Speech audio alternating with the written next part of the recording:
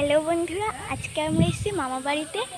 তো এখানে তোমাদের কিছু দারুণ দারুণ জিনিস দেখাবো। তো চলো দেখা শুরু করি।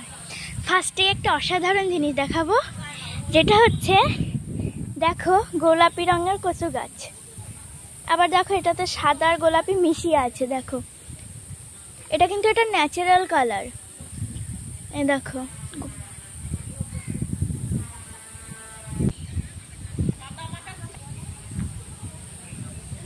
ওইদিকে আছে পাট ক্ষেত, ওটাও তোমাদের দেখাবো।